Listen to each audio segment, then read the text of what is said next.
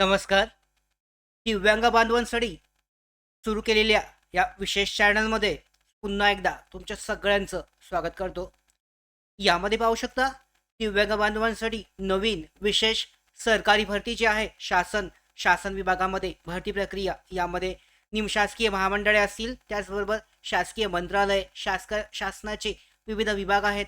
या विविध विभागांमध्ये शासकीय भरती जी केली जाते यामध्ये दिव्यांगांना अधिक जागा या दिल्या जाणार आहेत. विशेष दिव्यांग भरती प्रक्रिया ही राबवली जाणार आहे आणि याबाबतचा शासन निर्णय आज जी जाहीर करण्यात आला आहे.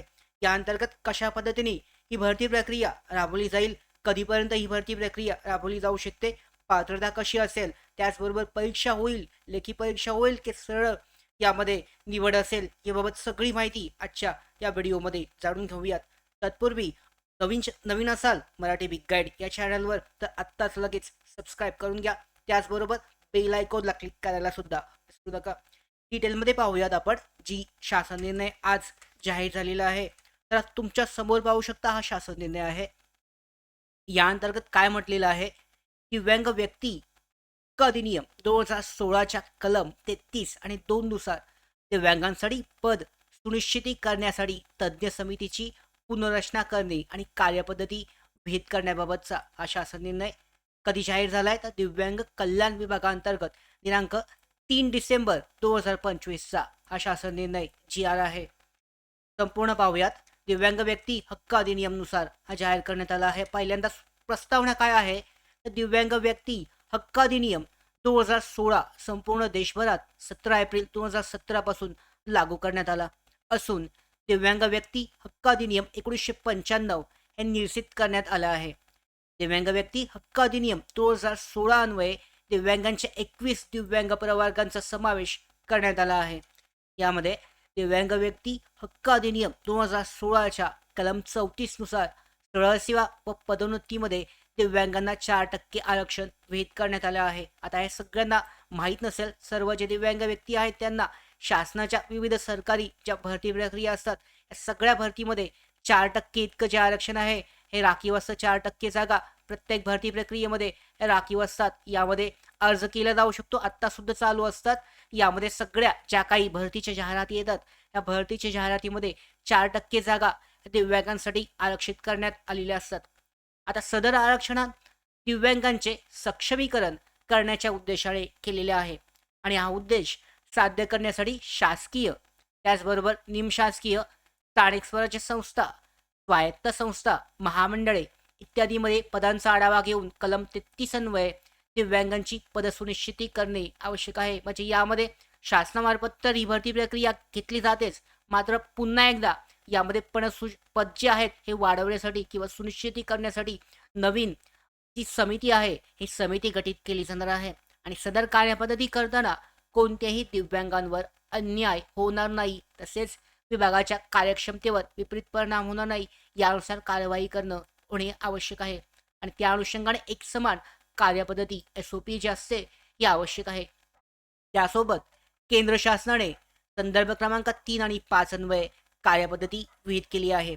त्या अनुषंगाने यापूर्वी असलेले संदर्भ क्रमांक 2 आणि 4 येथील परिपत्रक अधिक्रमित करून सुधारित शासन निर्णय जारी करण्यात आला आहे आणि या सुधारित शासन निर्णयानुसार प्रत्येक मंत्रालयीन विभाग यांना त्यांच्या विभागांतर्गत तसेच अधीनस्थ कार्यालयातील मंजूर पदांच्या संवर्गांमध्ये दिव्यांगांसाठी पद सुनिश्चिती करण्यासाठी खालील दिव्यांग प्रवर्गातील किमान एक तज्ज्ञ व्यक्ती प्रतिनिधीसह समिती स्थापन करावी.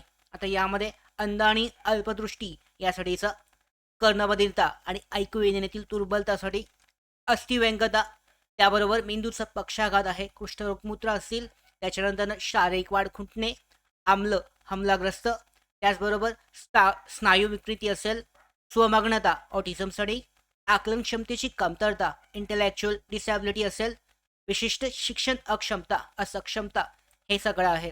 अशी समिती केवळ विभागांच्या स्तरावरच गठीत केली जाईल आणि त्याचे अध्यक्ष विभागाचे अप्पर मुख्य सचिव, प्रधान सचिव असतील आणि उक्त समितीची कार्य यामध्ये नमूद करण्यात आली आहेत. तर ही सगळी माहिती आपल्याला सांगितलेली आहे. तर यानुसार पाहू शकता महत्त्वाचं दिव्यांगांसाठी महत्त्वाचं काय आहे तर दिव्यांगांसाठी नवीन पद भरती प्रक्रिया हे राबवली जाऊ शकते. या अंतर्गत 4% ज्या राखीव जागा असतात त्या अंतर्गत पुन्हा अजून जी भरती प्रक्रिया आहे प्रत्येक विभागाअंतर्गत हे राबवली जाऊ शकते. एखाद्या मंत्रालयीन विभागाकडून एखाद्या संवर्गासाठी दिव्यांग पद सुनिश्चिती केली नसल्यास त्या संवर्गास दिव्यांग पद सुनिश्चितीतून सूट दिली नसल्यास असे पद आरक्षणासाठी पात्र असलेल्या सर्व श्रेणीतील सर्व प्रकारच्या दिव्यांगांसाठी सुनिश्चित केल्याचे मानले जाईल. या पद्धतीने संपूर्ण शासन निर्णय आहे.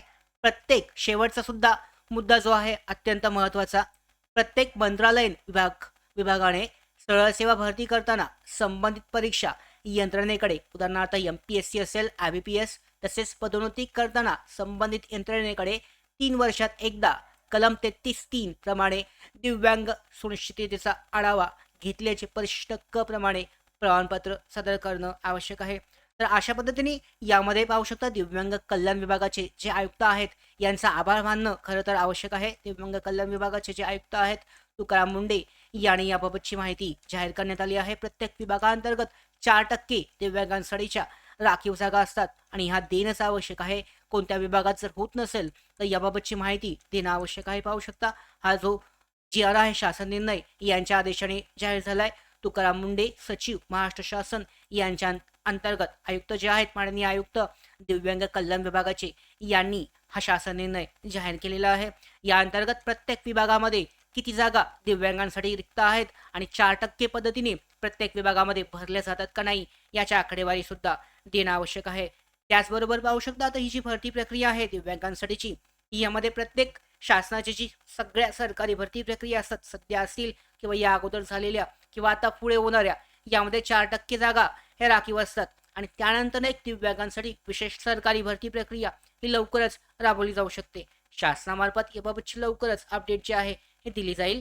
त्याबरोबर पाहू शकता जी समिती आहे या समितीचा निर्णय सुद्धा आपल्याला लवकरच समजून येईल. तर या पुढच्या ज्या सगळ्या अत्यंत महत्त्वाच्या दिव्यांगांसाठीच्या अपडेट ज्या आहेत या असतील किंवा निराधार योजनेबाबतच्या असतील किंवा दिव्यांगांसाठी कोणत्याही योजनेची सगळ्या ज्या महत्त्वाच्या अपडेट आहेत या सगळ्यात पहिल्यांदा अगोदर मिळवण्यासाठी मराठी बिग गाईड या यूट्यूब चॅनलला सबस्क्राईब करायला विसरू नका. धन्यवाद.